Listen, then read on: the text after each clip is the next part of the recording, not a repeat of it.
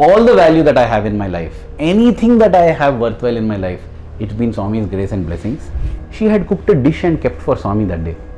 It was filled with Vibhuti. You get Vibhuti smell, like a treasure hunt. A 9-day Navratri festival. Each day, one different color of kumkum. Bright red, deep maroon, from one Devi yantra. Every day it will fall. So my mom, my dad, my wife, very happy. Me, highly skeptical. Only change at my home is puja. So to tell it blatantly, I just thought puja is going and sprinkling Vibhuti and kumkum on these photos. Some of the most beautiful experiences of my life are when I have fought with him. Swami, I have dedicated my youth to you. Tell me, how will I pay for my father's treatment? I'm not going to ask anybody for money. I'm not happy at work. Sort this, Swami, sort. You said I have the right to demand. I am demanding show now. Show, I told you. I went to the hostel. I took his photograph and started shouting at him. Preetika ji, took him 2 days to solve. 2 days. Unbelievable sequence of events.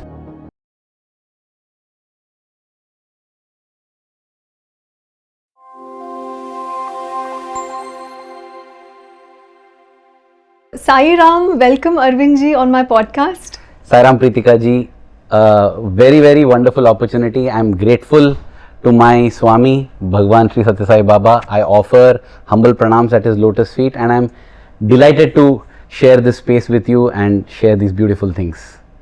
I want to tell my audience that Aravind ji was the photographer. Was it an official or an unofficial photographer of Sri Sathya Sai Baba? I would like to state it with pride that I was unofficially the official photographer, because he officially becomes an organization given role. I was not appointed like that, but out of his love and out of, I don't know, just I am very grateful for that. He would always, if there are 10 photographers, he will call me to photograph. When he had to travel, he picked me to travel along with him. So unofficially, everyone would say he is Baba's official photographer, though I don't have a badge that says I was Baba's official photographer. Wow. I have to tell my audience here that I've also had the divine opportunity and blessing to be in the presence of Sri Sathya Sai Baba, and I was probably 11 when I saw him for the very first time at the Kodaikanal ashram with my aunt.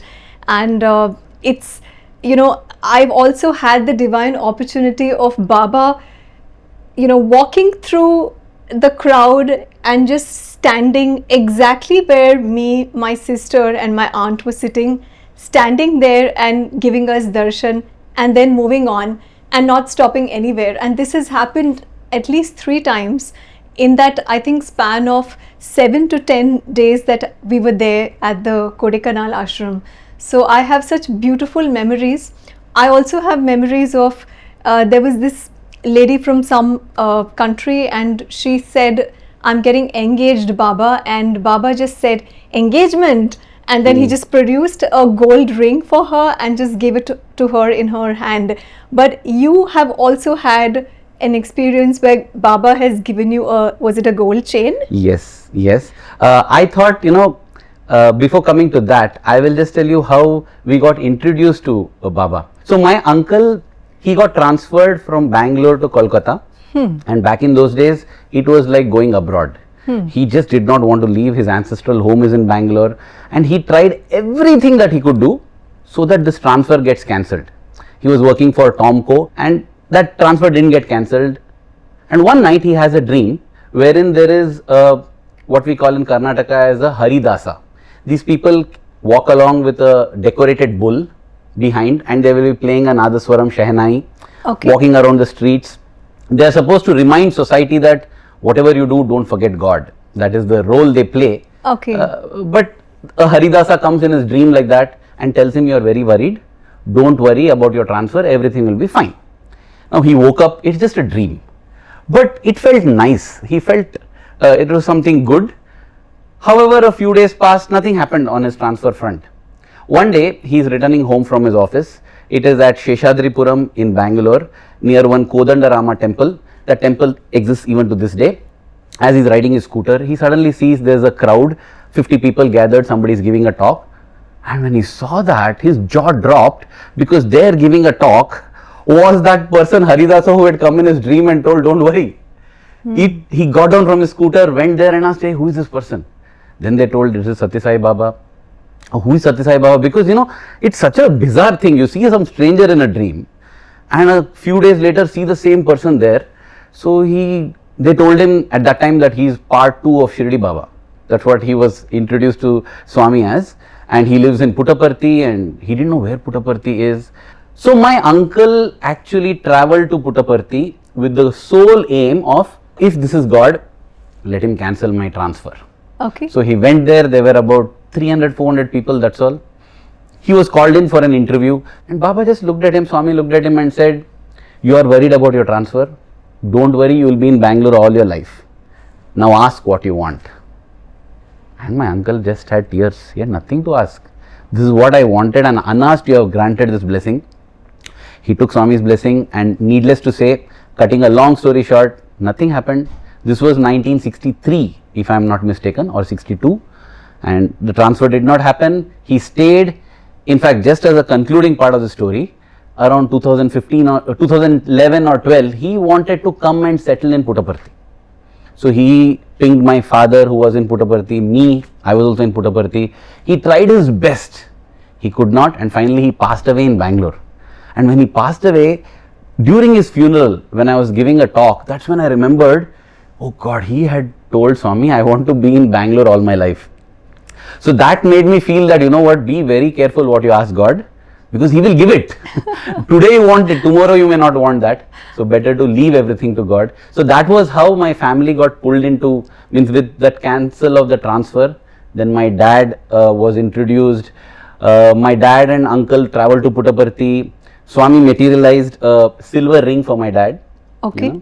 And interestingly, see, any ring will be circular like this. That was cut in the middle. And Swami told him, for you I materialized like this because when you grow, your finger will grow, this is adjustable. So you can adjust it. And he wore that ring all his life. One day at home, he noticed that his ring is missing. It had fallen off. And the ring that Baba gave Baba had materialized and given him. It was a silver ring with a bust of Swami in this pose on the engraved, embossed. So then what happens is, he has lost this ring, he is very worried. He asked my mother and he told me also on telephone, he called and said, Aravind, the ring is lost. So I was also feeling bad. The next day, he is going to office in the train, Virar fast. He has to get down at Church Gate. He is standing in the crowded compartment and he heard one tongue sound and something hitting his leg. He bent down, it was that ring. That very same ring which he has lost at home, he found it in a local train in, I don't know which station it was, but between Virar to Church Gate. And that day, as soon as he reached office, those were the days when there was no mobile phone, he called up my mother and he said, I found the ring. She said, where was it? He said it was in the local train. So Swami has said many times that when I create and give, it is for a reason. If that reason and purpose is fulfilled, it returns back to me. Absolutely. But otherwise, nothing can take it away. So my father had it and now my father has passed on. So my mother wears the ring even to this day. And that was related to the ring. That was how my uncle and father got introduced to Swami. They became photographers. They were photographers. So the subject of photography became Swami. So having spent 2 years in Bangalore, we shifted to Bombay. And in Bombay, I had my own altar, where in my room, Bombay, homes are all small. It's a 2 BHK, but still it's a small 2 bedrooms. In my bedroom, on top of the curtain pelmet, I had kept Sathya Sai Baba's photo, one Ganesha idol and one Shiva. So every day I climb a chair, I climb onto the table and then light an agarbatti, put flowers. I was in 5th grade. This is what I used to do. One night I have a dream, my first experience with Sathya Sai Baba, where he comes, he is walking with me. My mother is also walking, he is conversing with my mother and I am just walking. Suddenly he turns around and my right wrist, he holds it so firm. I feel the pain in the dream and I wake up. It is so vivid. So I went to my mother and said, Amma, I had a Swami's dream. So she said, oh, very nice, very nice. That means Swami came to you. That is real only, she told me. I said, but mom, he just hurt me and went. He held my hand so tight. No, that's a blessing, she told. And I didn't understand. That day, morning I finished my bath and again the same chair and the table and this. When I am doing that, my sister came without me knowing, took away the chair. Okay. And having completed that, instinctively I just stepped backwards to step onto the chair from the table. There was no chair. So it was a bang, I fell, and exactly on this wrist. And it was paining, I began wailing. They took me to the doctor, and the doctor did an x-ray and he said, he has just been saved from a fracture. There is no fracture. And my mother said, see, this is what Swami did. And then I was thinking, oh, very interesting, I felt. That was my first experience with Swami. 1 month later, Swami comes again in my dream and tells, don't go to school tomorrow. So I was very happy. I got up and said, Mom, Swami came in my dream. Oh, what happened? He told not to go to school. Now she didn't believe me. She said, no, you want to bunk school and you are telling this. I said, no, Mom, really, he told me. So because of her faith, she said, okay, today you are not going to school. I stayed back. And that evening, Preetika ji, I developed fever and I had chicken pox. Okay. So my mother said, see, that is the reason. If you had gone, you would be in trouble. And others also would have got chicken pox. So I feel in that sense, my journey began as an aspirant, because in spirituality, there is nothing like a wrong question. Every question is correct, and it is by questioning only we get our own answers and our own experience. So that was the beginning of my journey, which in a way culminated in me joining Swami's school. Okay. So then you finally became a student of Sathya Sai Baba. Yes. And I also have to tell people here that one of my uncles, he's passed away, he's no more. He was my mom's cousin.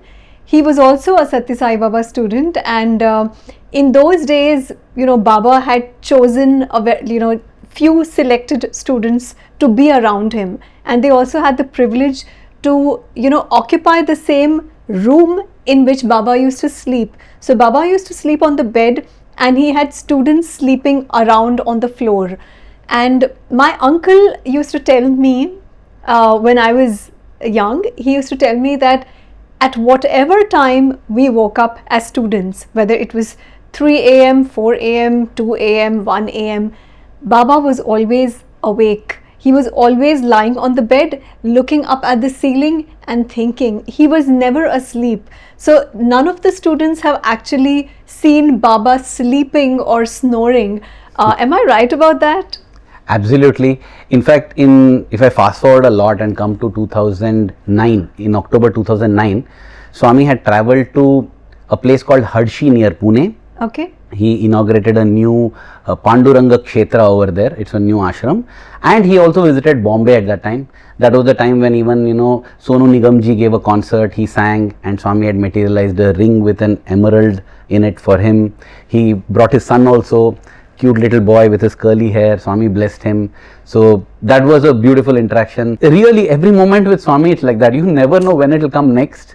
And, possibly what people who spend time with Krishna felt or with Rama felt. Yes, God is there as God every time. But that beauty of the form, like you said, see, he would lead a normal mundane life, eating food, lying on the bed. But then he'll lie on the bed, he won't sleep. In fact, later years, some of the students who got the chance to stay with him would say that you get up, you see the bathroom light on, and Swami is in the bathroom. They are awake, but they act like they are sleeping now because they want to see half an hour, 40 minutes, he's still inside. What is he doing? He's reading the letters that the devotees have sent to him, written to him, and he is doing it in the bathroom because here if I put on the light, you will get disturbed. So there was no need for him to read letters. In fact, on one occasion, there's one Dr. M. Sainath. He was a physics lecturer in the university where I studied, Sathya Sai University. He had the chance of staying with Swami, and he sees Swami sitting there with so many letters. And Swami told him to sit. So he sat there, and Swami picks one letter straight into the dustbin. Another one, he doesn't even look at it, into the dustbin. Third one he opens, he tears it open, just sees in, throws it in. And Sainath sir is sitting there and thinking, so I was right. It's not like Swami has the time to read everything. Even as he thinks this thought, Swami asks him, hey, what you are thinking? He said, Swami, nothing. And Swami tells him, it is Guru Droham to tell lies. Guru Droham means you are betraying your Guru if you are thinking something but telling that there is nothing. Then he said, no Swami, it is just that I was seeing you, seeing the letters. Then Swami picked up the whole bunch of letters, told him, you pick any letter. He picked. Swami said, no, open it and read it. He said, Swami, this is for you. No, you open and read it. And even as he opens it, Swami starts telling such and such a person from Bengal, his son was not keeping well, and then Vibhuti was taken, now he is fine. He just told out the whole thing of an sealed letter. And that is when Sainath sir fell on his knees and said, Swami, then what is the need for you to receive these letters? Swami said, I don't do it for myself. I am doing it for your sake. So when Swami is receiving our letters, when I write my problem in a letter and give it to Swami, I feel that, I have surrendered to him now, like what Arjuna might have felt when he went on his knees and said, Karishe Vachanam Tava. I am relieved. And Swami said, that is the reason for your prayer also. You need not pray to God, give me that, give me this. God will give you. But when you pray, you feel reinforced, you feel strengthened. Just like before beginning this session, we prayed.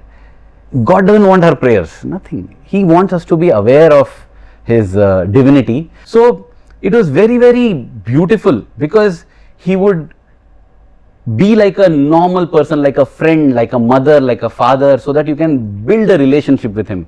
He will get upset with you. He will not look at your face. You will get upset with him. You will fight with him. Some of the most beautiful experiences of my life are when I have fought with him. Fought with him as in face to face or just in your mind, like with his photograph in front of you? Yeah, I will tell this. Okay, so because this one resulted in a very wonderful miracle where Swami gave me a gold chain. Okay, so this was sometime in 2004. Okay, I was still a student at Sathya Sai Institute of Higher Learning. Okay, and Swami had this thing that he will look and suddenly say, anybody wants to give talk? He will ask to the whole students. It's a great opportunity. I tried to develop into a public speaker because I want to get a chance to speak in front of Swami. So when Swami would ask like this, every time I would always have a speech ready. So I will raise my hand. And Swami will tell, okay, speak. So I'll go take namaskar, I'll get a chance to talk to him. So after I finish the speech, I'll go back to the hostel, again prepare another talk because next chance whenever it comes. So this went on for some time. And once Swami asked who is there to speak, I raised my hand. So the warden who was there, the hostel warden, he said, Swami, that boy will speak. When I went near, I overheard Swami telling the warden, same fellow every time, what, nobody else is there or what to speak. Again and again he comes like that with a little irritation on the face. And my ego got hurt. At that time I didn't know it's ego. I just felt hurt. And in my mind I thought, Swami, nobody else is ready. I am ready with a super speech which will draw applause from the audience, which will showcase your students to the world as ever ready, amazing. And you are talking like this about me. So I am very upset. So when Swami looks, he has come, Swami looks at me. So I tell him, Swami, you want me to speak, I'll speak. Otherwise I won't speak. Swami said, speak, go speak. Swami also know, when I'm speaking to me, he's like, go speak. You want to speak? No, go speak. But he's smiling to the world. See, this is what I feel. Swami would use emotions just as possibly a film actor will do, right? When he's angry, he'll be, but there's no anger in him. Because once the director says cut, both will go and have coffee together. Right. So Swami is able to tell me, you go speak, with that kind of disgusted look. At the same time, smile and beam love to everybody. But I am now shattered. I am going and standing. I stand there at the podium, at the lectern there, and I am supposed to speak glowingly about him. But I am feeling so much of. But I gave a talk. After that, I decided, Swami, from henceforth, anytime you ask, is there anybody ready to speak? I won't raise my hand. Okay. You see, you will understand my value then. This was in my mind. And sure enough, I got an opportunity. Sometime later, Swami asked, anybody ready to speak? I didn't raise my hand. And there was nobody raising hand. And I said, Swami, this is what happens. Okay, this is how I have been saving you. But what Swami did, he picked one random guy, told you come speak. And I saw that guy doesn't know speaking. And he went there and he flopped. He didn't, nothing. He spoke just 3 minutes and he didn't know what to speak. Swami just turned towards him and clapped. And the whole hall began to clap because Swami is clapping. Swami blessed him, said, very good. then picked one more boy, you come. 5 people he picked that day. 5 3-minute speeches. Okay. Different levels of horrible. Okay. But Swami applauds for all, and the whole hall applauds. And the end, Swami tells the warden, this is how speeches must be. Short and sweet and nice. And I took it very personally. I said, Swami, you never backed me like this. See, I am not realizing the fact that, see, Lord Krishna also, when Arjuna was given a choice, you want Krishna or the army? He said, Lord, I want you. And Krishna said, but I won't even take up a weapon. He said, I don't care. You take up weapon. What? I want you on my side. I don't want the whole world. You on my side is enough. That is what is important. I am here trying to please the audience, become an orator, a speaker. No. If Swami is happy, world is happy. And I saw the practical demonstration. 5 flop speeches got more applause than my superb speeches have got. But at that point in time, immature that I was, I just felt, Swami, you are... So I became very upset. That was the time when I used to have a conversation with my inner Swami, because I used to feel there are 2 Swamis. One in the heart who is really loving. The other is this cruel person who doesn't care for me. But it became very bitter in the sense, I used to feel that he is not taking letters from me, he is ignoring me, and I used to feel no problem. And that was, I was in 2nd year Masters of Chemistry, MSc. Okay. And I thought that after this year, I'll leave and go. Okay. Because why? He doesn't want to look at me. So what? This is what I had planned. And many times I see, God says that when you accepted me, you tested me and said, this is Guru, this is God. And I accept. Once you have said that, I will also test if you are a Shishya. We want to test, but we are not ready for the test. So many people leave and go, and I was also one on that line there. I was thinking, I'll finish my MSc here and chalo, bye, Sairam, enough. So January 11th every year there's a sports meet, and it's not a competitive sports meet. Everybody puts up a display kind of program. We'll have bike stunts, we'll have horse riding, we'll have paramotors, we'll have mass dances. Every student of the Sathya Sai educational institution will participate. Okay. With the sole goal of, we want to make Swami happy. Okay. So that year we were doing this zip lining. So there's a small hillock in the stadium. From the top of the hillock to the bottom, you hold the thing and come down the rope and do different stunts on that. Since I had learned gymnastics, I had taken this and I was doing it quite well. This was my final year, and this was our cream item. This being the cream item means it will be given a prominent prime time in the sports meet, and so I was thinking that Swami will see me. You may not give me a chance anywhere, but on my own merit I have come here. The coach who had come from Singapore to teach us this, he happened to be a very strict disciplinarian, and I have this weakness or strength, as you may call it, of talking too much. Okay. So he felt I am indisciplined. So though I was doing good, he said out of the 30 boys who have opted for this, 15 will be background staff, 15 will perform.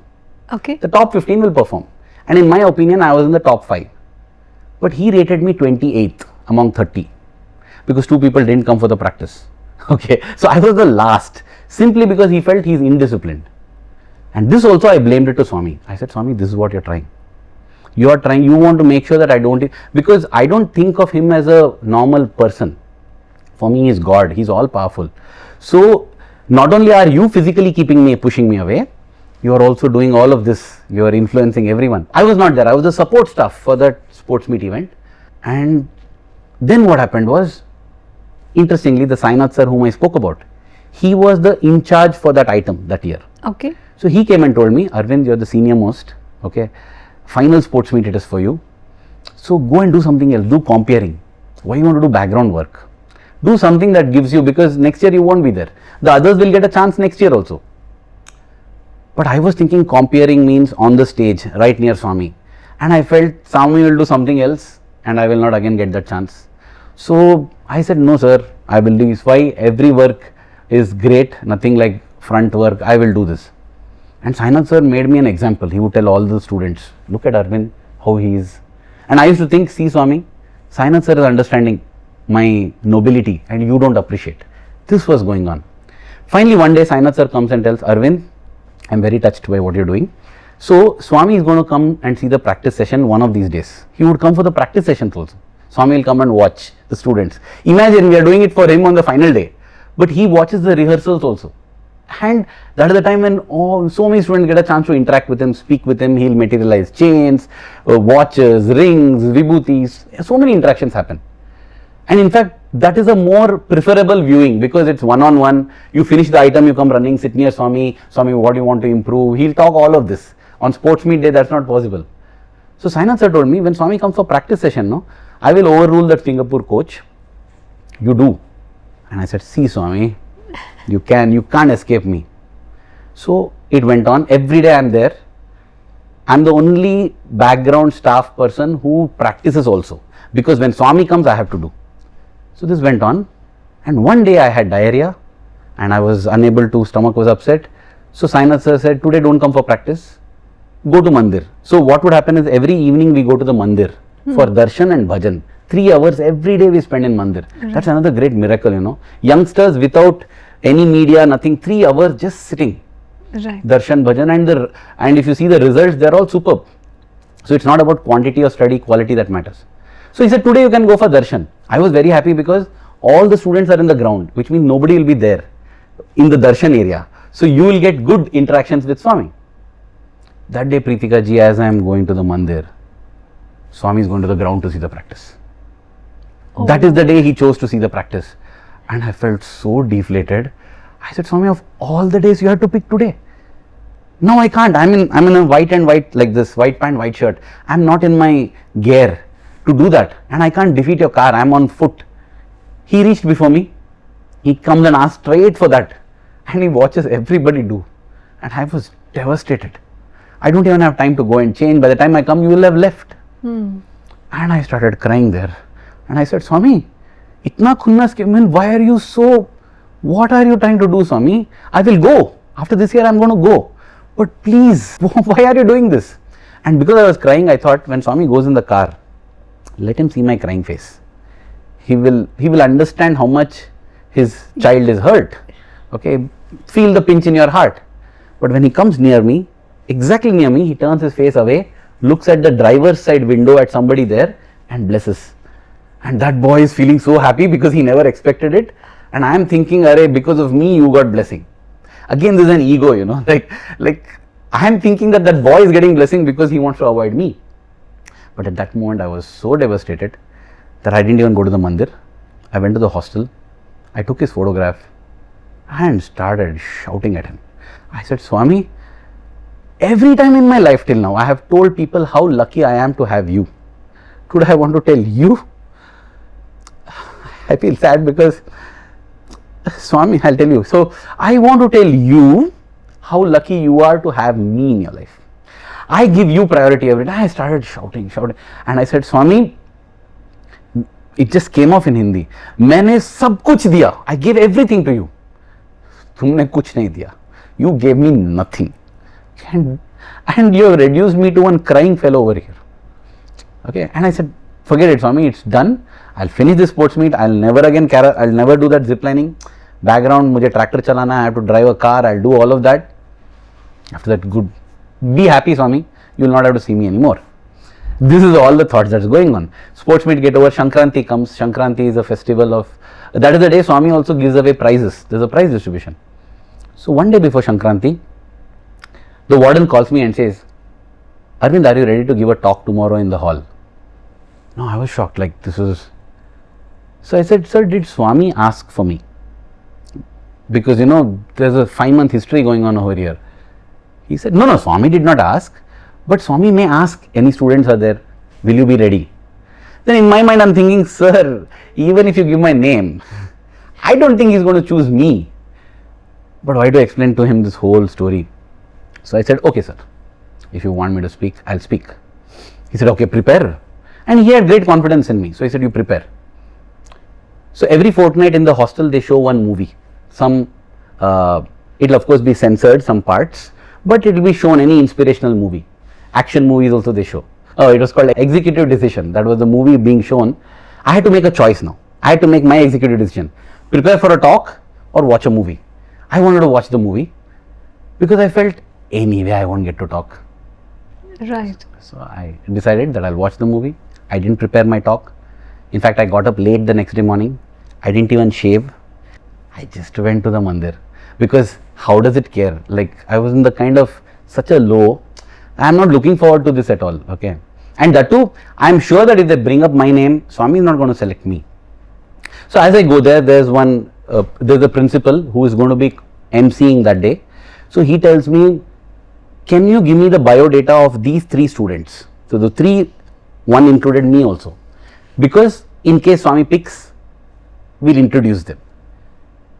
What I did, Preetika ji, I gave him the bio data of the other 2.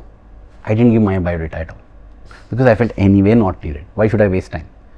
I just gave the folder, he took the folder, he went ahead, and then Swami came, he sat there, the thing began, the proceedings began, and the principal, who is the MC, introduced the Vice Chancellor, and the Vice Chancellor is giving his talk. 2005 January 14th, Shankranti day. So the Vice Chancellor is giving his talk. In the middle of his talk, Swami tells him, hey, stop, come here. And something he talks. The Vice Chancellor goes back, and instead of resuming his talk, he says, today, Bhagwan has blessed 2 students to speak to us. And in my mind I thought, that is Raju and Jagdish. Those are the 2 bios that I have given. I thought, those 2 will be the people. The first is Miss Tina Thomas. Oh, girl student. And I thought, oh, okay. So there's one girl and one boy who is speaking today. So he introduced Miss Tina Thomas. And I thought the next will be one of these 2, Jagdish or Raju. And the second is Aravind Balasubramanya, he says.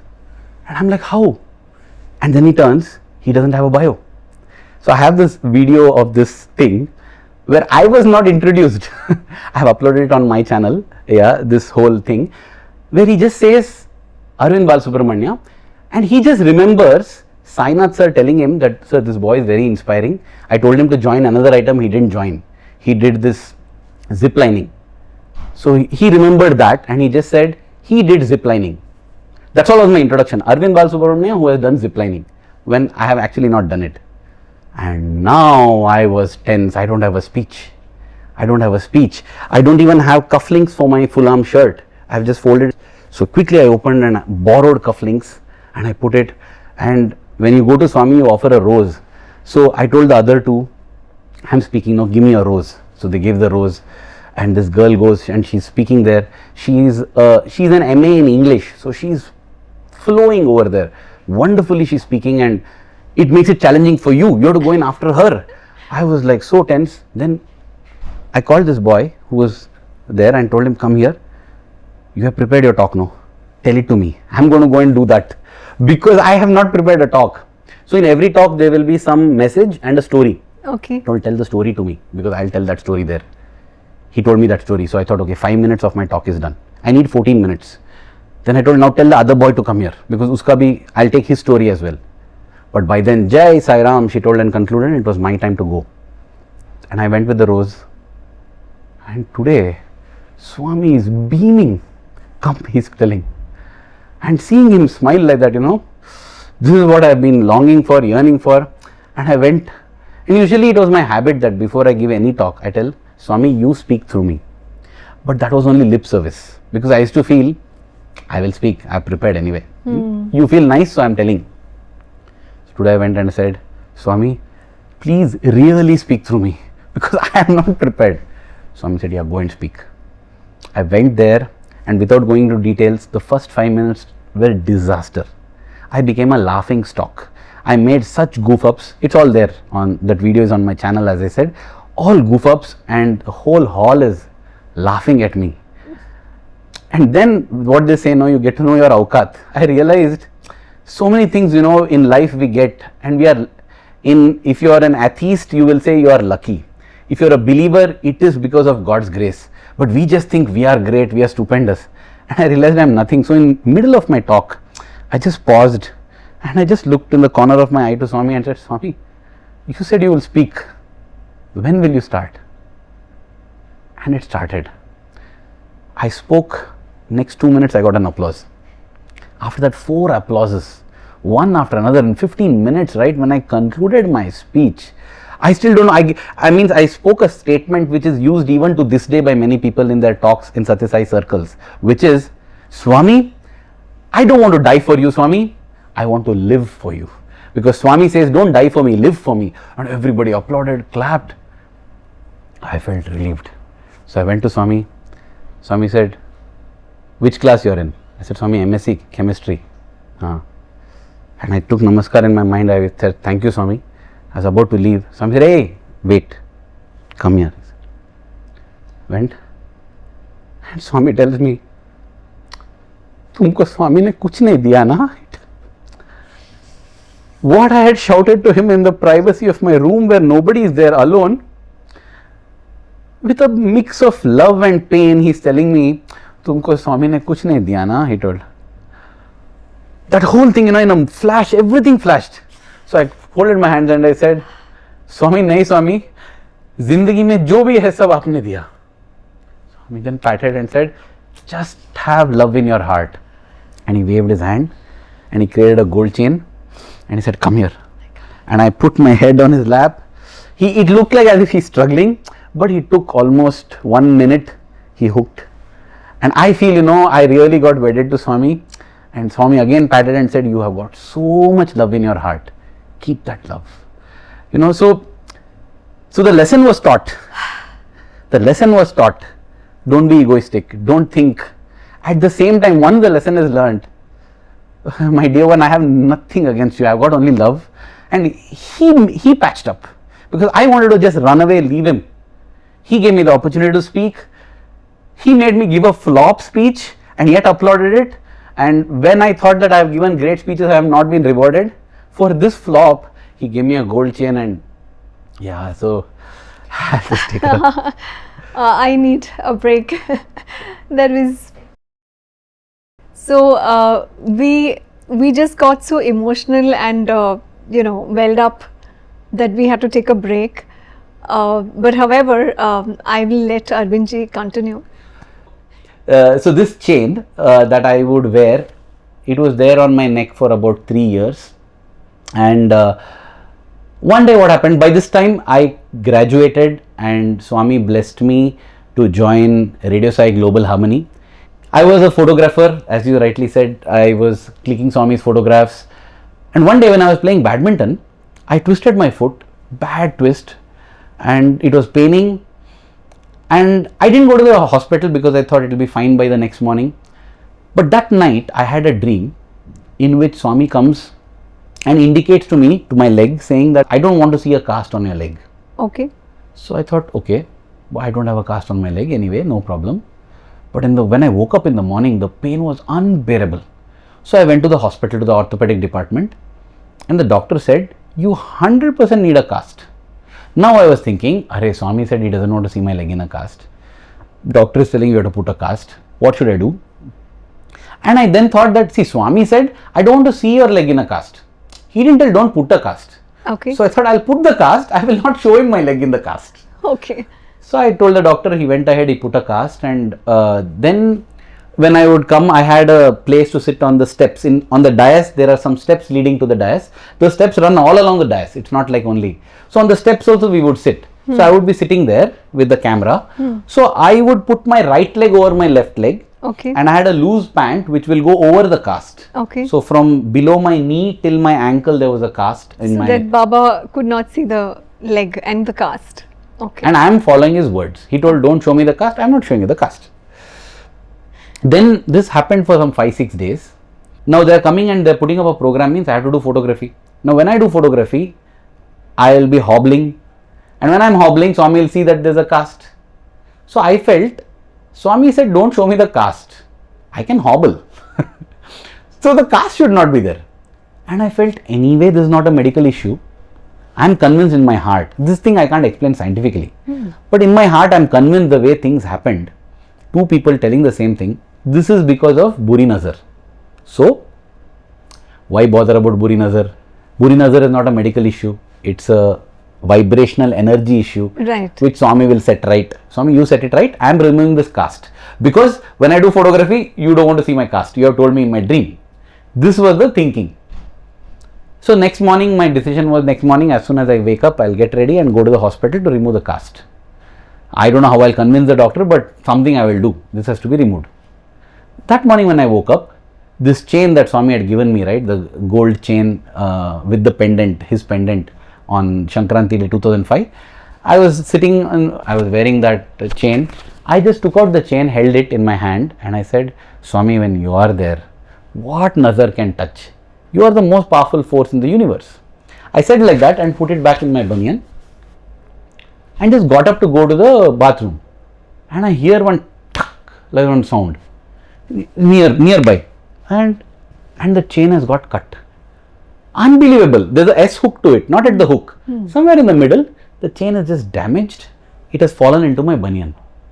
Now I got very scared because I was banking on this chain to be my armor against negative energies. It's like the negative energies has broken my armor.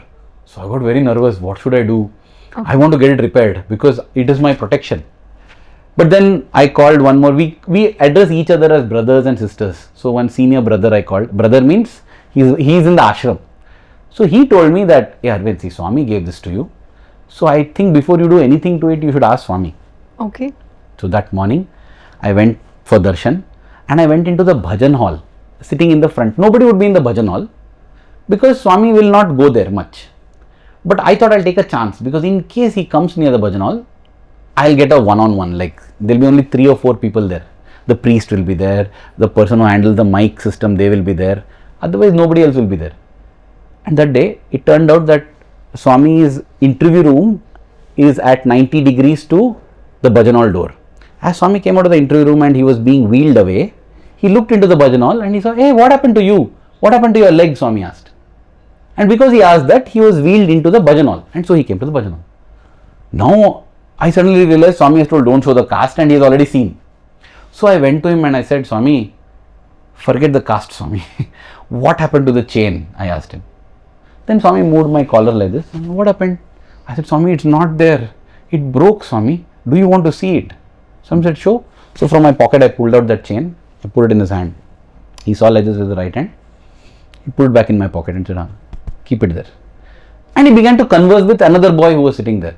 Now that boy, his aunt or somebody was in Assam. She was sick and he was telling something and Swami was listening. And now I wanted to ask Swami that, Swami, can I get it repaired from some jeweler outside and wear? Because I like to wear the chain. So I got up to ask as he was conversing that. Swami saw and told, you wait. Swami will give you a strong chain. In Hindi he told, Swami strong chain deta hai. Okay, Swami. I sat back. And Swami again continues to talk with that person. Now I thought, see, I have seen in my life, experience there, Swami has promised different things to different people. And sometimes it has taken like 15 years for it to materialize. So I was wondering, when Swami says he'll give chain, when he'll give? If it's after 10 years. So my thought was, okay, you want to give after 10 years, you give after 10 years. But in the interim, can I get this repaired and wear? That was what my prayer was. So again I got up. This time he saw and told, very impatient, you're so always in a hurry. Okay, take, he said. And he waved his hand and out came another chain with a Ganesha pendant. This is the one. I'm wearing it ulta because this is the way he put it around my neck. This Ganesha facing inward. He materialized this and he said, this is strong. And this was in 2008. Now it's 2025. So 17 years, no issue with the chain. Oh my God. So he gave this to me. And again the same words, what he had told me in 2005. He patted me on the cheek. I don't have photos of Swami doing this to me because it was in the bhajan hall. All the photographers were outside. Okay. The first chain when Swami gave me in 2005, that I have got photos.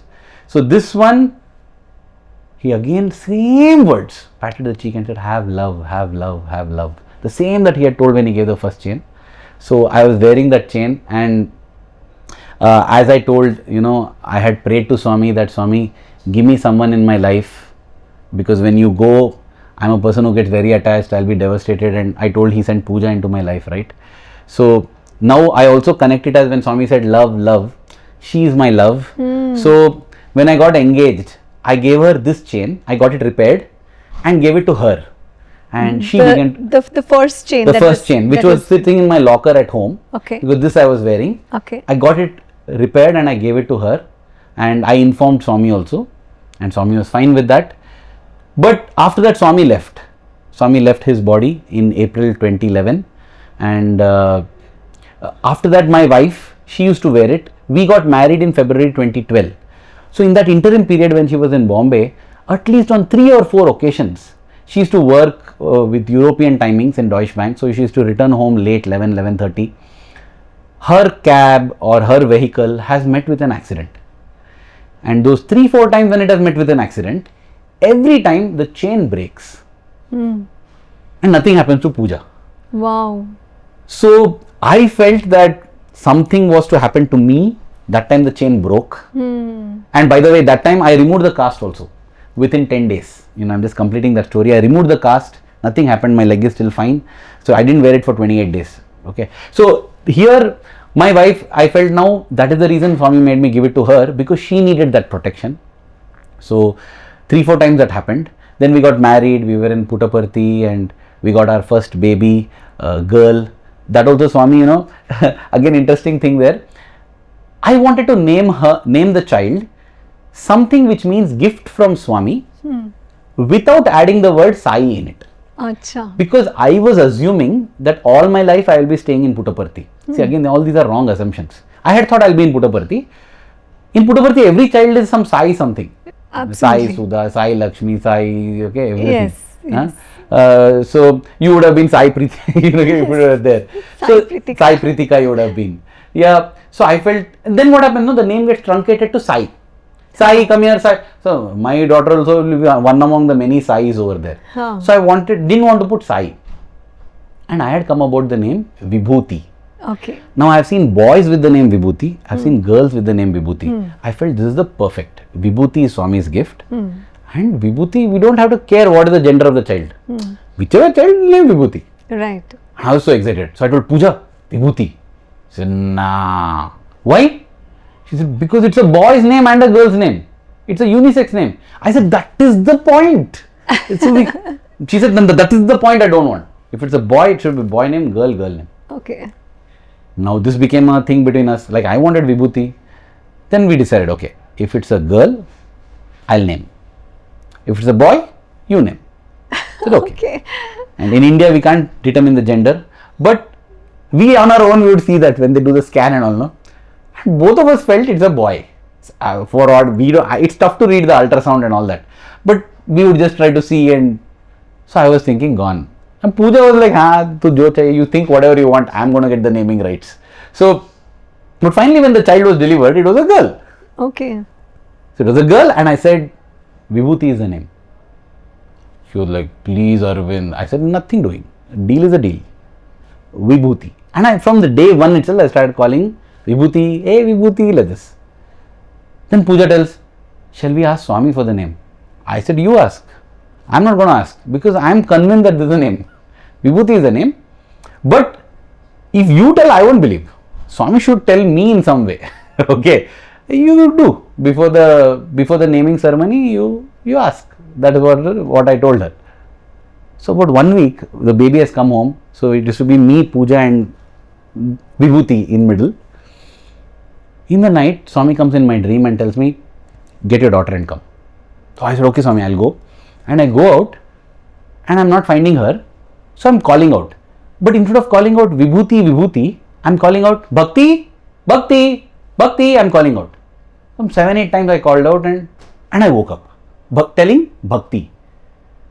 And then I thought, oh, Swami wants me to name her Bhakti. So I woke up Pooja and said, Pooja, yeah, Bhakti. Like, what Bhakti? I said, her name Bhakti. It's such a nice name, she said. I said, Swami came in my dream and told. So, that's how we named her Bhakti. So Bhakti was born, and so all this happened. I'm coming back to the chain now. So Pooja used to wear this chain. So one day, she showed me that the chain is cut. And the chain is cut, and where is the pendant is not there. The pendant was a free moving one. Oh, where is the pendant? We began to search. I think this happened a couple of times. It got cut once, it was in her own clothing. Another time it was on the carpet. But when it happened 2 times or 3 times like this, we thought, hey, I don't want to lose what Swami has given. So I just said, Pooja, how about we melt the same gold and make another chain which is a different design, which is solid. So She said, you know what, I was also thinking the same thing. Now this is another way we feel it is Swami communicating. If two people independently are inspired with the same thing, it is definitely Swami. That's how we feel. So I said, okay, that's good, we'll do that. Then we took the chain, but before we can give it to the jeweler to get it done, we took it and kept it in Swami's altar, kept it there and told Swami, both of us feel like this, and therefore we feel that you are inspiring it. After this, we asked our parents also. It is Swami given one. It will be the same gold, but where? They said, no, very nice. So one thing is getting the same thought simultaneously. Another is Swami used to give a lot of importance to parents. So you win the parent support, no? It's like your deal clinched. Okay. Even before I wanted to join and work for Swami, Swami asked, what do your parents tell? Achha. Very much important. If they are not for it, convince them. So Swami would say that parents are your God. The only time you are allowed to disobey your parents, the only time is if they come in the way between you and God. That's all. And he gives example of Prahalada, who disobeyed his father because he stopped him from God. Similarly, Bharata, who gave up his mother because she came in between him and Rama. Vibhishana, who gave up his brother because he came between him and Rama. So like that. Otherwise, you have to live. So here we have agreed, we have got the thought simultaneously, and parents have also agreed. So we were very happy with that. So we placed it and said, Swami, so please, this is what we are planning to do tomorrow to the, within 10-15 minutes, Preetika ji, on that chain, which was broken chain, which was there, full Vibhuti, it was covered in full Vibhuti. So we took it as Swami's grace and blessings, collected that Vibhuti, took that chain, went to the jeweler, got it made. My wife even to this day wears that. It is solid. So this is a story of Swami, I feel, chaining us to him. It is so beautiful. I am so grateful to Swami that he has taken a place in our hearts. Miracles have happened. Like, 2009, my dad had a heart attack in Bombay here. He called me. I will narrate that miracle. But what I am saying is, along the miracles, what touches the heart and wins is this transformation that comes in, the outlook in life, the breadth, how large-hearted, broad-minded you become. And miracles, for Swami would say, Chamatkar is the first stage. Chamatkar is miracle. Chamatkar should bring in samskar, which is refinement.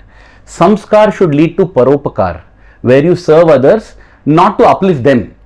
You are serving because you are uplifting yourself. Once you start doing that, it's like Swami would say, if a thorn pricks your leg, your hand goes and pulls the thorn. The hand won't tell, maine seva kiya, I did seva to the leg. It will not say, Arey, that's me. That's me. I ease the pain of myself. Swami says, when you go and uplift a poor person, you should feel that you are removing your pain, because when that person is in pain, you are feeling the pain. Right. That is the bhava, that is the feeling with which you should do. That is paropkar. And chamatkar, samskar, paropkar, then you get sakshatkar, Swami would say. And in 2011 when he left, one of the last things that he did for me personally was fixing my wife, blessing, everything. And Swami, the date, just to be sure. So Pooja is my wife. Her classmate, there is one Suparna, classmate from same Sathya Sai college. Both Pooja and Suparna get the same dream where Swami is telling me the date of the marriage. This happened after he left. So it was, imagine, Pooja wakes up and tells, hey, my classmate was there, and we were seeing Swami telling you that February 3rd should be your wedding. And the same thing, Suparna calls up and tells, hey, Pooja, I saw you in a dream. So imagine two people. So these ways Swami took care, and I really felt that that's why he sent Pooja in my life, because I had told somebody who can love me as selflessly in part like you. He has sent somebody, and she was and is my pillar of strength. 1 year anniversary of Swami's leaving, that was Aradhana Day 2012. When we came back home from the mandir, I was very sad, because I was thinking, what is this day? Is it a day for celebrating? But when we came home, there was Vibhuti. For the first time in my house, I saw Vibhuti on Swami's photograph, different places. Okay.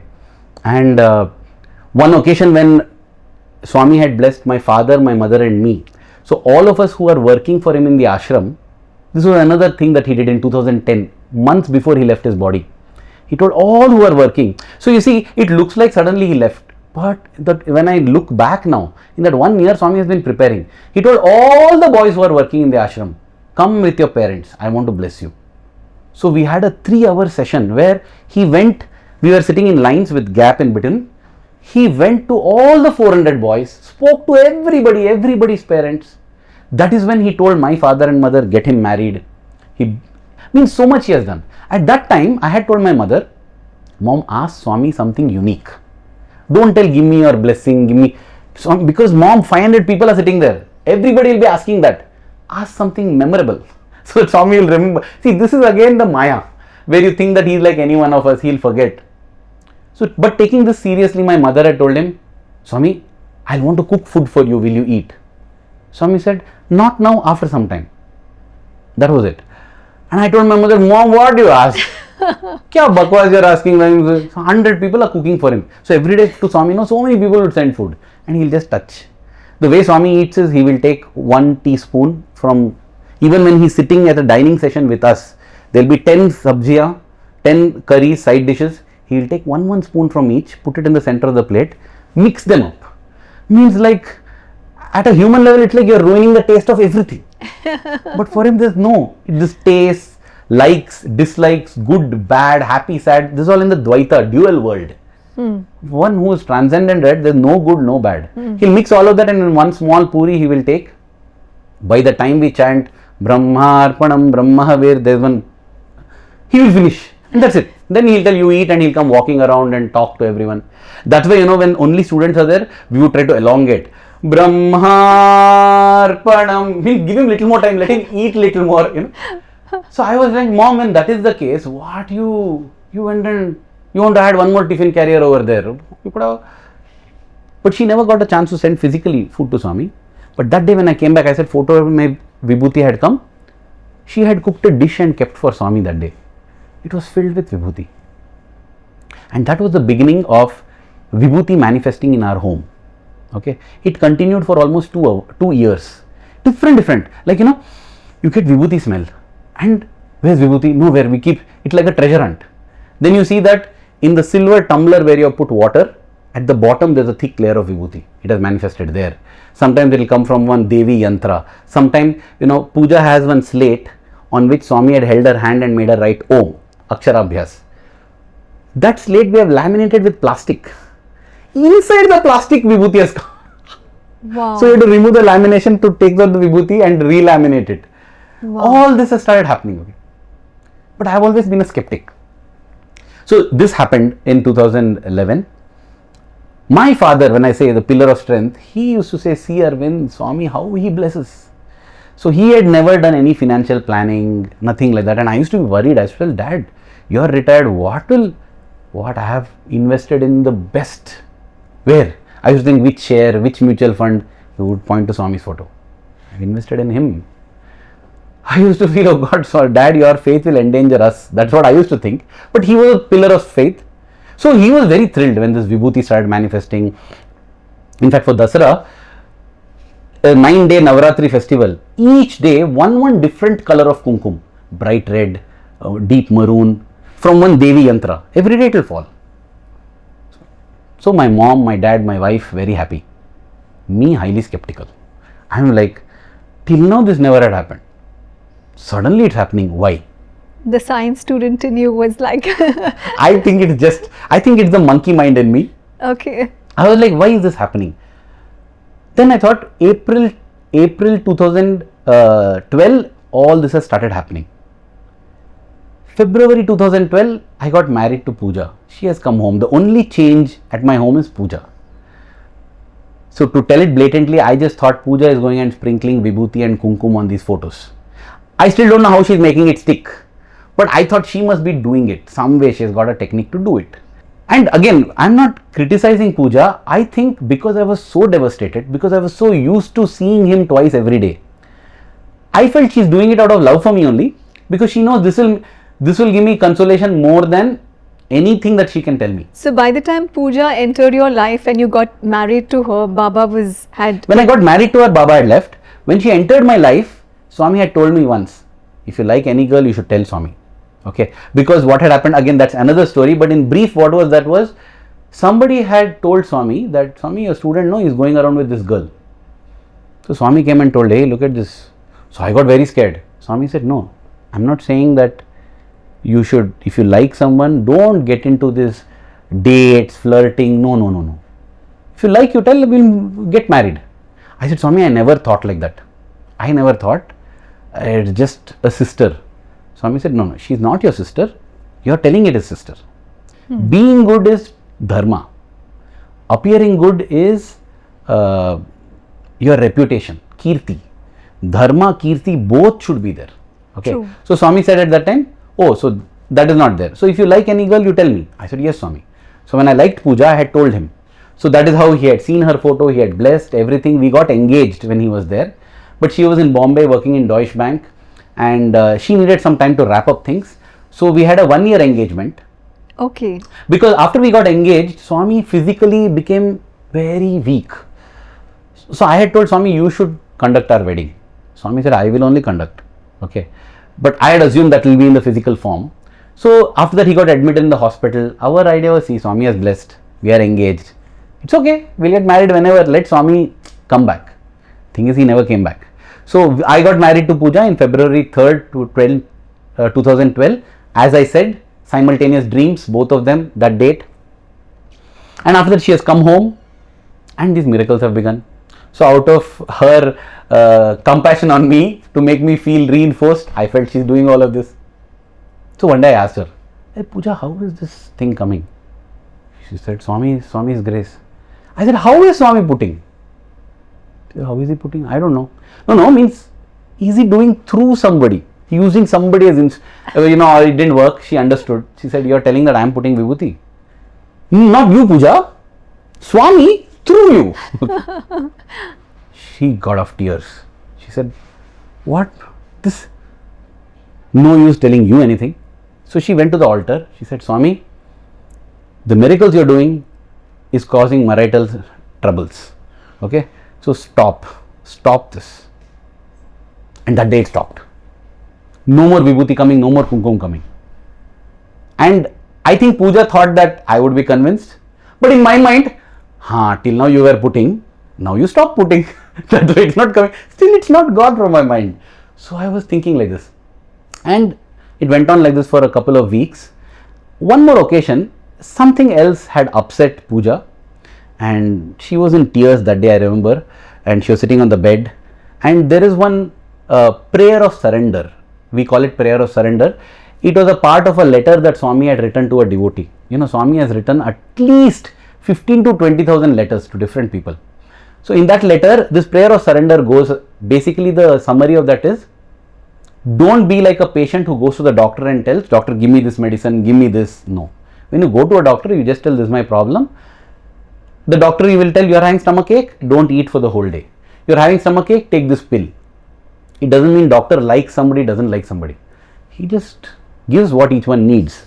So Swami says, once you come to me with the problem, just shut up and relax. I will take care. He doesn't say shut up. I'm saying So that prayer of surrender, I love it. I have framed it. I have kept it in the altar. So I told Pooja, you go and read that prayer of surrender. You will feel better. She said, how I'll read? Her eyes were filled with tears. She said, can you read it aloud? I'll listen. So I went to the altar. My altar is a small space. It's a 3-walled space with one front open with a curtain. It's about 3 feet deep, 3 feet wide. That's all. Small area where we have put the whole altar. So I took it out from there and I'm standing with my back to the altar, which means there's nobody else can go into the altar. I'm standing there and I'm reading it out. Why you get agitated? Be calm. Give your worries to me and let go of all your... I'm reading out the whole thing. In the meanwhile, my dad comes with some silver lamps to place in the altar because after her bath, Pooja lights the lamp and does some worship. So he asked me to move. I moved so that he can. When he goes in, he says, Aravind, what is this? And I saw there, exactly from where I had pulled out this prayer of surrender, the frame, there was a 2-inch heap of bright red sindoor. Sindoor is there. And when I saw it, I said, Dad, it has come. So my dad was, okay. Because for him, he felt like 3 weeks, kuch aaya nahi hai, no Vibhuti has come. Abba, it has come back. I'm very happy like that. But for me, this was like genuine miracle. This I know for sure nobody has done. I myself. So I said, Pooja, sorry, miracle. Then she says, how do you think it came? I said, it came, Swami. No, through you or? I said, no, yaar, Pooja, I didn't. So she played it as if like, in order to pacify me, no, you are trying to act and I don't need all this. I'm saying, no, Pooja, but I didn't do it. It was there. It's okay. Pooja, what shall I do to convince you that I didn't put it? So this time she was thinking that you are trying to... She's not thinking. She's acting it out to show me how it felt for her. Okay. She firmly believes that Swami is doing this because she has not put it.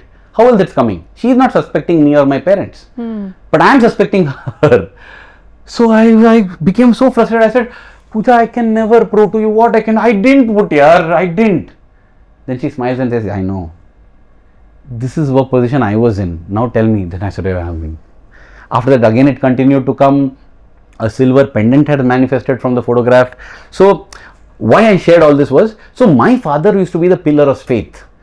And in 2021 end, he had been losing a lot of weight. Everything is fine, but losing suddenly so much weight. And what happened? He's a cardiac patient. He also had some sugar. But his sugar is under control, heart is beautiful, lipid profile, everything awesome. When we went and checked, he's in stage 4 liver cancer. Now, for my own personal reason, this was the time when I had actually come out of Puttaparthi. I had left the ashram and I had shifted to Bangalore. And I didn't have a good CV because all my life what I have done is photography, writing articles, this, that. I have some skills, but I have just done whatever for Swami.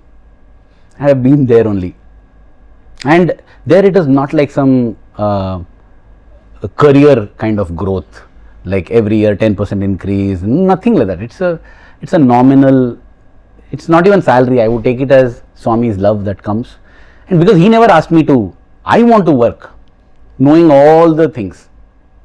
So when I had left and my dad got diagnosed with cancer, luckily I was earning decently well. I was in a luxury startup in Bangalore. I was working there. But then they told, practically speaking, your dad has 2 months. And I was like, 2 months?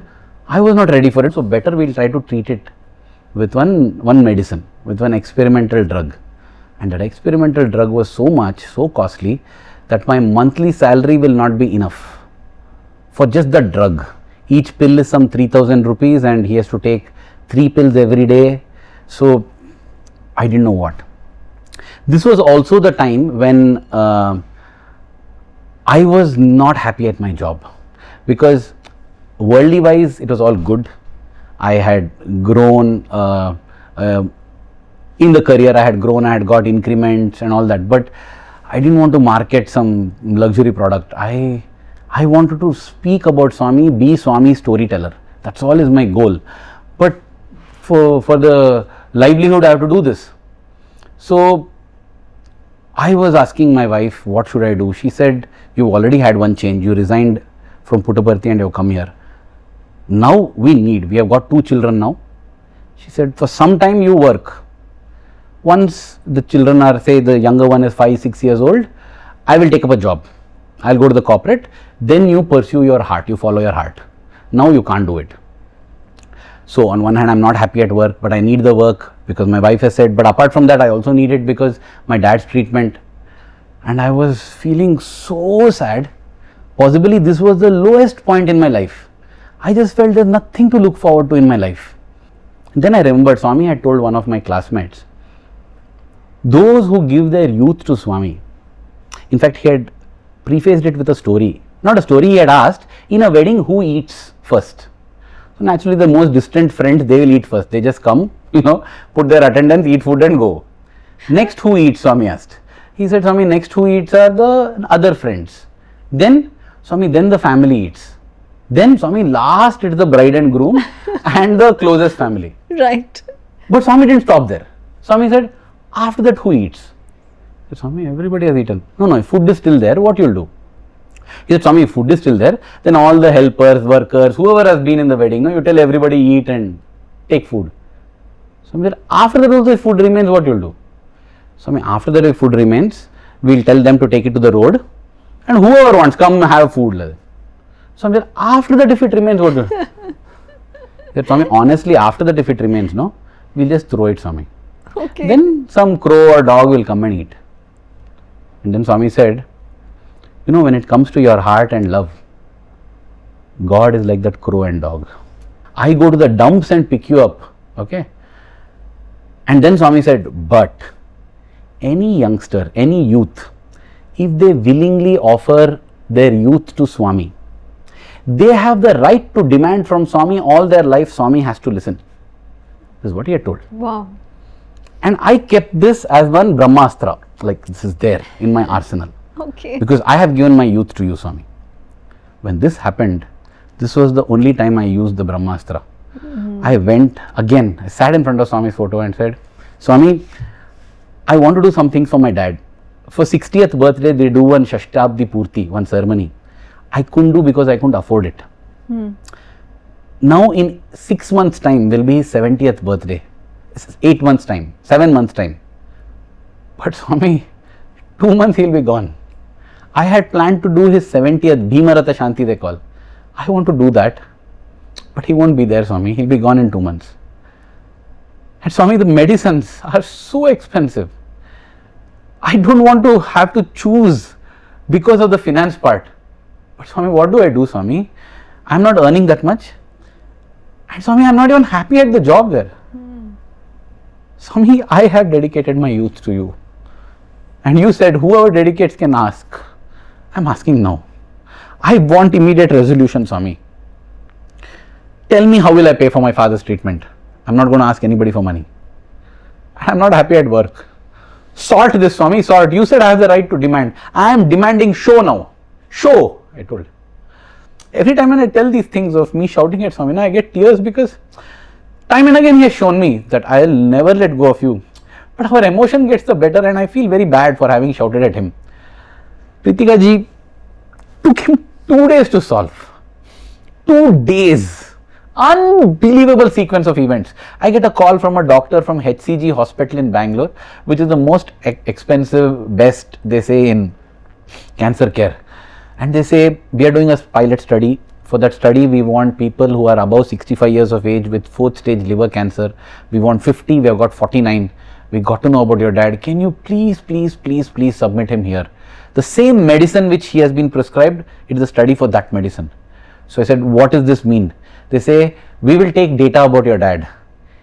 In exchange, his medication will take care, all his scans, and he would get an AC room in the hospital. He'll go there, they will scan him, they will do everything for him. And he was given 2 months to live. He lived for 9 months after that. I performed the Shashtabdi Purti, but this is just one part of the miracle. 1 more day later, the Sri Sathya Sai International Organization, which has presence in 110 countries around the world. I had written a few articles for them. This was formed in the 1960s, and even to this day, in all the continents, maybe except for Antarctica where penguins stay, the Sathya Sai International Organization does service activities, medical camps in Africa, everything they do. I had written a couple of articles for them about Swami and teachings, and they loved it. And they said, can you write more? I was not in any mindset to write. I said, you see, I am looking at a change in my career, but I am not able to do that. I am so many things are bothering. I'll write, but not now. Then they said, no, we don't want you to do it as a service. We will take you on as a consultant. We will pay. I forgot to tell one thing. When I was scolding Swami, one more thing I told him is, Swami, your stories transforms lives, because based on my channel videos, I have got mails from different people. At least 2-3 people have told that they have stopped themselves from committing suicide because of some video they watched. Some others say that it has given them hope. So many, and it is so fructifying, it's so fulfilling to read them. And I feel very great, and I tell them that it is your devotion to Swami and Swami's grace on you. I am just an instrument. So this thing that is very beautiful for me, at that point in time I said, Swami, with your stories, no, I just get emotional satisfaction, Swami. I don't get money. Your work doesn't pay, Swami. But for living in the world, I need food. I need. How I wish, Swami, there will be 1 million marketing managers better than me. But I think, Swami, in telling your stories, I'll be in the top 10. Please, Swami, I want to tell your stories, but nobody pays for it. And the next day, they call and tell me, no, write the stories, manage our YouTube channel, we'll pay you for it. And they tell me the words that I have spoken to Swami. They say, you know, Aravind, we know that you are an excellent marketing manager, but there are probably a million marketing managers better than you. But in telling Swami stories, you are so good. So will you please accept this contract? What I wanted desperately, they are coming and asking me, please.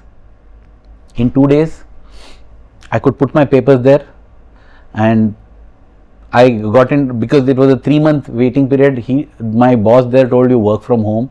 So I was working from home, and my dad getting free treatment. And while narrating this, I used to tell, you know, only for my dad's taxi I have paid. Rest nothing I paid. And this is how I used to narrate this incident till one day I got a call from the hospital. The doctor's assistant, she had called me and she said, the one thing is still left. I was like, what? I mean, my dad is already gone. We have already did the funeral. And the way he left also, you know, with that Swami's ring on his finger, chanting God's name. The doctors had told me tonight he will go. He will go tonight. He didn't go. And my dad called and said, when they tell ventilator, no ventilator. Okay, because the cancer had spread to the lungs. It was only a matter of time. So he said no. So on 29th November, they said he will go. He was not, he was there on 30th. On 30th, again, when I went to tell him that, Dad, think of Swami, he said, no, you go, don't worry. And after that, again, they said 30th night he won't be there. He was there. First night, they said he will go. He didn't go. And on second morning, he passed away. I have taken a photo of his final with a smile on his face. Later, I got to know that 3rd of December. The 3rd of December happened to be Vaikunta Ekadashi day. It is also Bhagavad Gita Jayanti day. In the most beautiful manner, everything settled. 7 months bonus. So people ask me, you are a devotee, but your father passed away in 9 months. I tell them he was to go in 2 months. And those 9 months, he had good quality of life. We took him on a holiday. We did everything. I'm extremely grateful to Swami. He left peacefully. I am peaceful.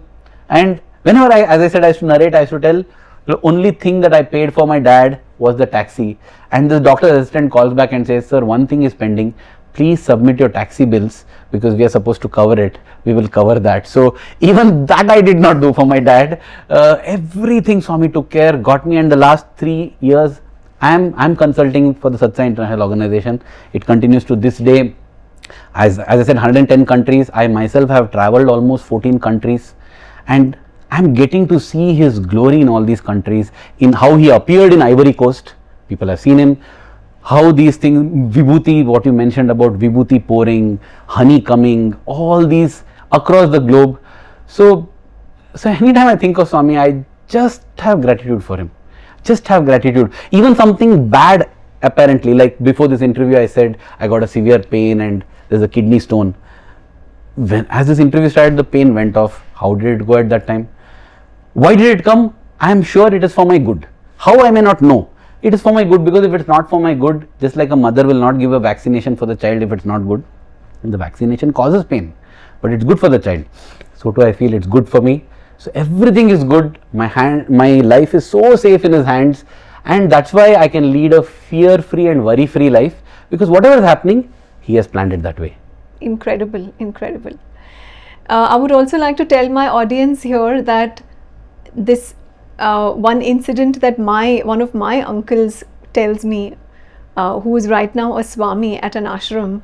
He says that when he was young, there was his aunt she was an elder lady. She was probably in her 60s. There was this photograph in my uncle's house. So whenever she would visit his house and stay there, my uncle would keep an eye on that picture, you know. And he would say that slowly there would be like a drop that would appear, and then I would keep this glass, you know, or this bowl right down, and I would wait. And he said I would keep waiting, and then the droplets would form, and slowly it would start to drip, and that, you know, that honey or nectar or divine nectar, Amrit, would start pouring into the bowl till it was absolutely full to the brim, you know. So, and then he would drink it, and he would say, I mean, he says till date that it's, you know, the tastiest and the most divine drink that I've ever had, you know, and I've never tasted anything like that. Is there any one last experience that you can, you know, of course you've shared experiences of what has transpired after Baba has taken Mahasamadhi, but any other experience of maybe some other person, like you were telling me about this ring and a phone call? I think that was really astonishing. So yeah, the ring experience is one, we consider Swami's dreams to be as real life. Swami would say that is a sleeping dream, this is a waking dream. You know, I want to narrate one dream that I had of Sathya Sai Baba while I was, you know, into that whole, you know, that time frame where Baba was alive, and I was, you know, also completely engulfed in that, you know, Sathya Sai Baba devotion. And then of course there was a break, and then, you know, it kept changing, my devotion to different Swamis, Gurus, everything. However, during that phase, I had a dream where I saw Baba walking into a particular friend's house, and it was the house of her grandmother. Okay, and it was in the same building that my aunt stayed in. And I woke up and I thought it was a very strange dream that I saw Baba walking into this lady's house, and she was my friend's grandmother. So I went to this lady a couple of days later, and I told her that I saw Baba walking into your house, and little did I know that she was a Sathya Sai Baba devotee. Oh, okay. And little did I know that she had a picture of Baba in her home. So this was like so strange for me. Like, how did, out of everybody I dream of, or I dreamt of, Baba walking into a devotee's house and me being clueless that she was actually a devotee? Fantastic. Yeah. So these are the things, like we get so many dreams, but these dreams, Baba himself has said in his discourse, Swami says that when Swami comes in your dream, and it's a very clear dream. Right. Okay, because sometimes due to indigestion it will happen.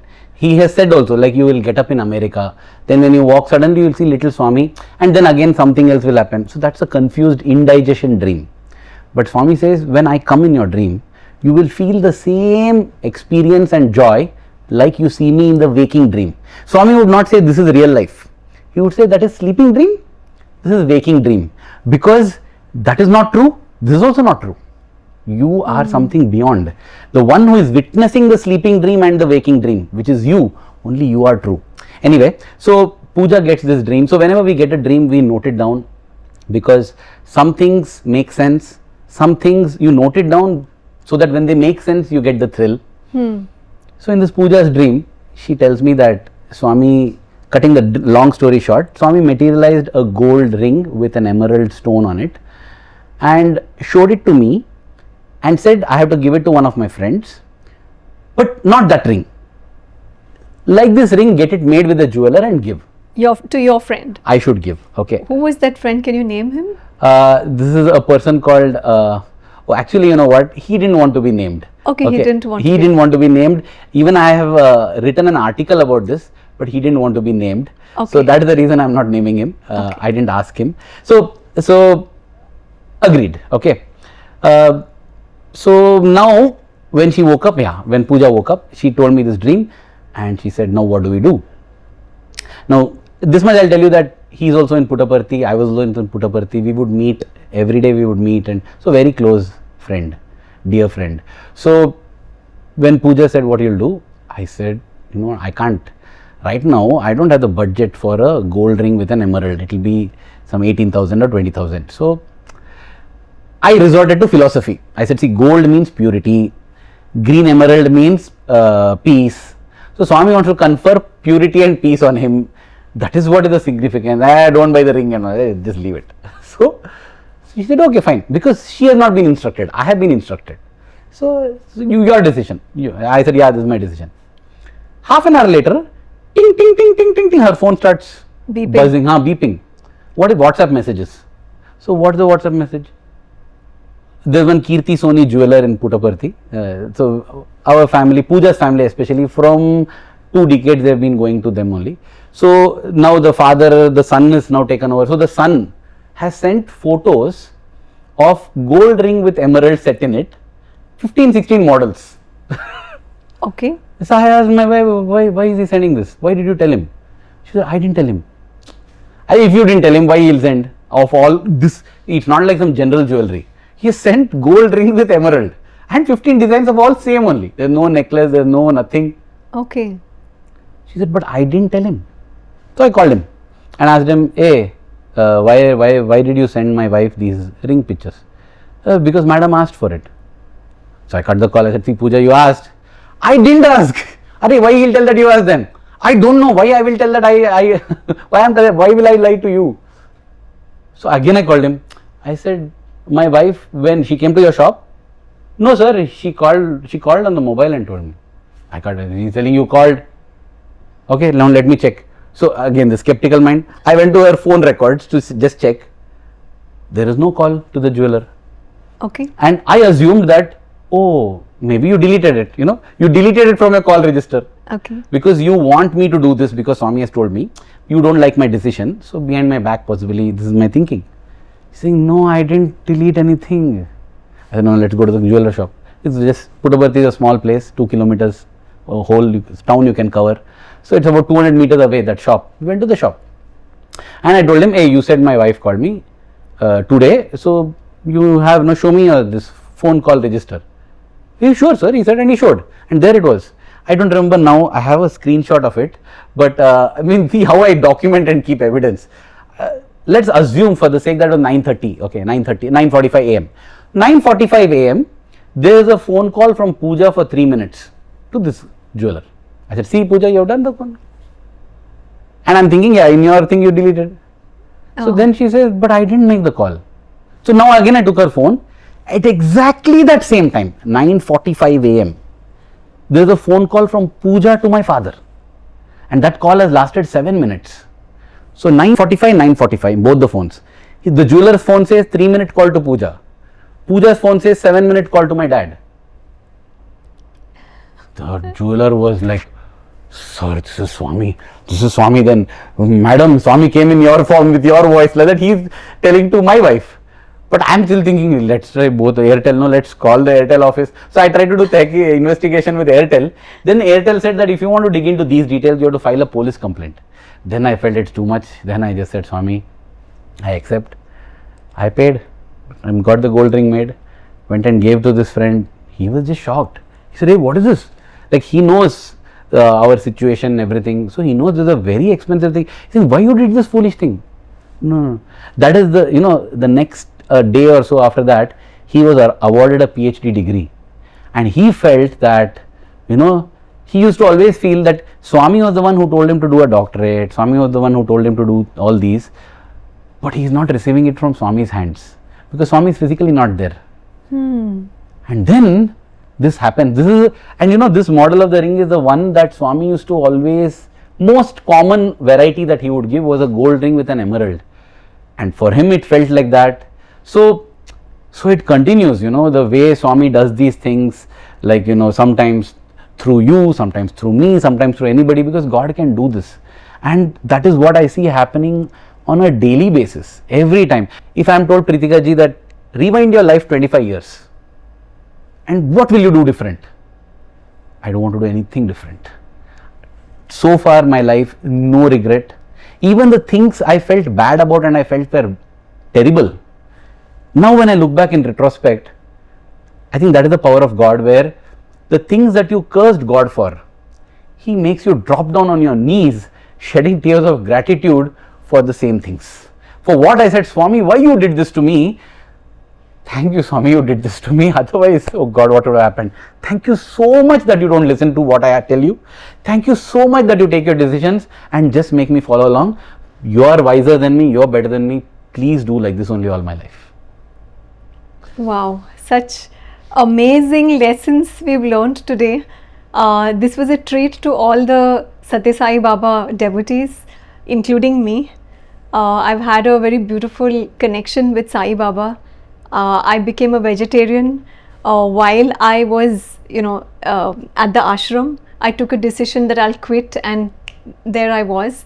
And one thing that I really loved about Sathya Sai Baba's ashrams and the entire culture, basically, it just teaches you so much of love, and to like when you enter any of the ashrams in India, whether it's the Sathya Sai Baba organization or Ekam or Art of Living or any organization for that matter, you always see pillars with symbols of all religions everywhere that I have been to.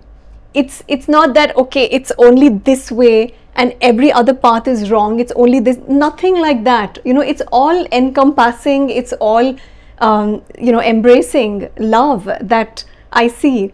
And Sathya Sai Baba's ashram had this beautiful culture of you pray before you eat, you say the Brahmarpanam Brahmavir mantra, so you show gratitude while you're eating. There is this culture of education, giving education, free education to students, free medical care, service to in hospitals, so much of charity, so much of love, grace, free food to everybody, and this entire beautiful culture of singing bhajans, the 3-hour bhajans that you were speaking about, it's somewhere really evolving you. It doesn't leave you, no matter whether you're connected or you're not, it doesn't leave you, it's just there.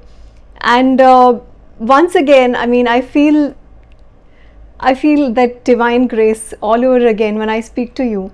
Of course, Baba can never leave anybody's heart. Once there, he's always there. And I owe this episode to the divine grace of Sri Sathya Sai Baba. I have to also conclude by saying another little miracle happened. I was on my channel and suddenly Aravind ji's video appears. I had been told about him, but I was procrastinating. I was not, I had not approached him as yet. And his video pops up and I text my manager saying that, can we invite Aravind for an interview? And she writes, right now I was thinking of him as you say this, that we should invite Aravind for the podcast. And I said, this is the sign, just call him. So it was divine. I think everything about this podcast is divine. I can feel the energy, I can feel the presence. He's also got Vibhuti for me as Prasad.